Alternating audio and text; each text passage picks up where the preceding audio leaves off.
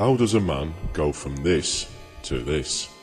How can you be sure you won't have the dismal and unrewarding life experienced by other married men?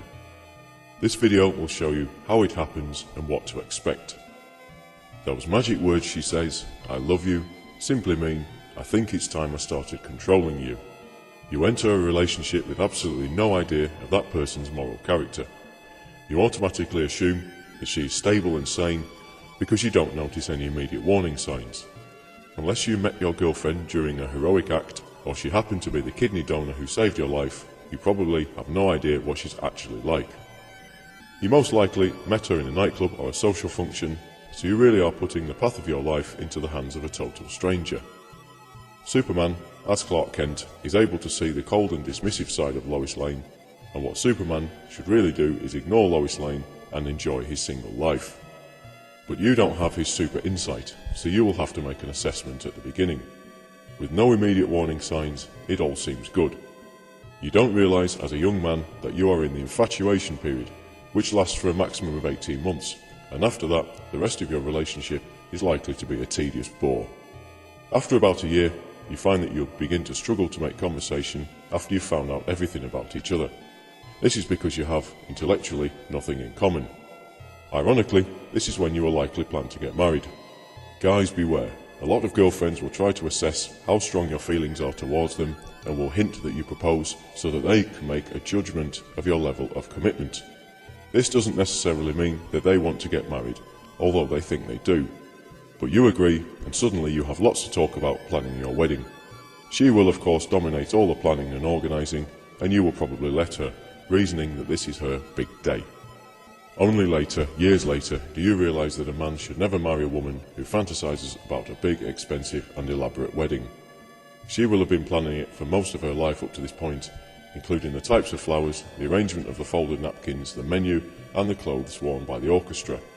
It will typically be a display of one-upmanship over her friends, who you know she doesn't like because you've heard her complain about them so often. The big day arrives and you find that you've already been given a set of instructions by her about how to behave, what to say, how much time you spend talking to people, which people, how you should pose in photographs, how much you should drink, etc. It's all a form of control. The honeymoon holiday is next, and once it's ended, she will likely experience the anticlimax now that this eagerly awaited event in her life has been and gone. You now settle down into your domestic life and find yourself often being ignored. Not because she's mad at you, but because she'll always find the TV more appealing.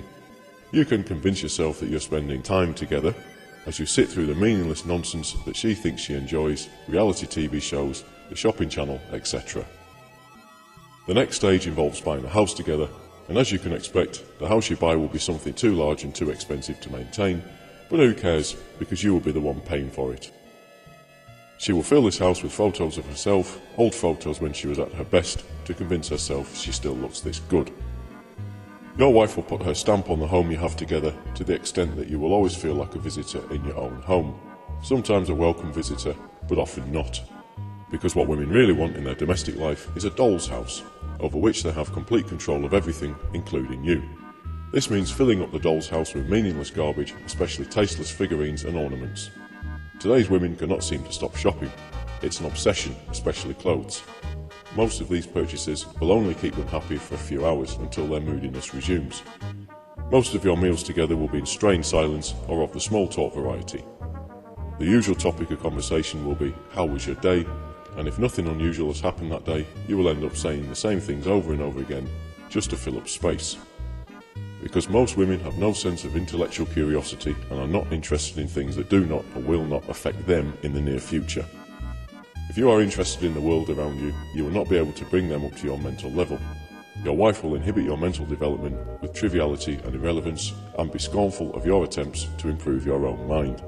For so many women, the activity of the mouth is out of proportion with that of the brain, so you will be stuck with someone who talks a great deal, especially about themselves, but actually says very little. Your wife will often look for any excuse to have an argument and turn the smallest of problems into a full-blown row. If you are on a trip or vacation and you give too much attention to another couple, even if it's just for 5 minutes, you can expect jealousy and resentment. But you will be expected to visit her family and idiotic in-laws, and you will be nagged if you don't show the appropriate level of enthusiasm. At home, she will endlessly interfere with your possessions in the guise of tidying up, to the point that you can't find important things when you really need them. If she's in a bad mood and you are happy, she will never be happy for you. Your cheerfulness will simply annoy her. If she comes home drunk and you ask her about her night, then you are jealous and possessive. If you don't ask her anything about her night, then you are uncaring. She will spend time with her friends, telling them about what a useless loser you are. Your wife will always make you feel that she does far more in the relationship than you do, even if you are the only one with a job. Any bad things that you do, no matter how small, will never be forgotten and will be brought up endlessly in the future. If you manage to go out with your friends, she'll say, "Okay, have fun," but will say it in a voice that means, "Do not have fun. I don't want you to have fun." Eventually your wife will distance you from your friends as much as she can. Being a married man is like being in a cult, with attention and devotion being given only to the leader. She will make a great effort to prevent you from having a good time without her. In fact, the ball and chain analogy isn't quite accurate, because a ball and chain will give you some degree of freedom. What you have in marriage is a wall and chain in which your autonomy is completely taken from you. Over the years, she will chisel away at your self-esteem with remarks, insults, comparisons, criticism and general disdain for your existence, leaving you in emotional pieces as she moves on to the next unwitting victim. She knows that she can ass rape you in court at the drop of a hat if you do not fulfill the expectations she has of you. As a married man, you are constantly financially competing with the divorced version of you, so that if you don't give her as much money as him, she will get her friend the state to forcibly take it from you and give it to her. Eventually you decide that you can't take it anymore and you walk out. You rent a room somewhere and you consider going back on the dating scene. You try internet dating or searching the Lonely Hearts ads in the newspaper, not realising that people use hidden meanings when describing themselves. Curvy means fat. Cuddly means obese. Quirky is insane, and new to the area means just been let out of prison. You go on a date, but you're so far removed from the dating scene, having been stuck in a marriage for many years, that you're not used to making funny or clever conversation. Those years have robbed your intellect and self-esteem.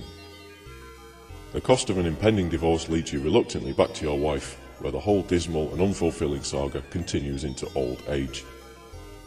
The message for men is clearer than ever before. Don't do it.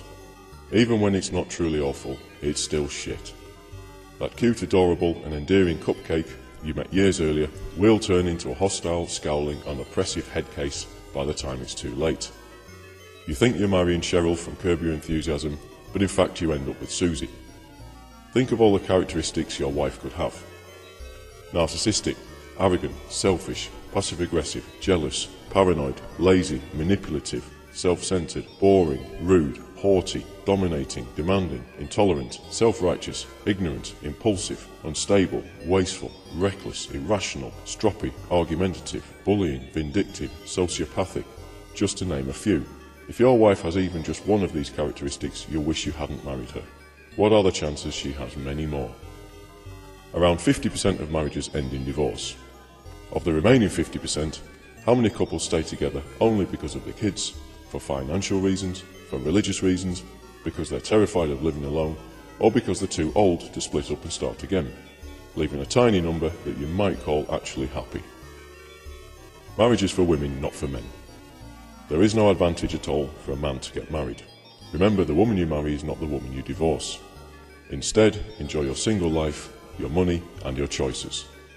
Enjoy peace and quiet, calm, solitude, relaxation and your freedom.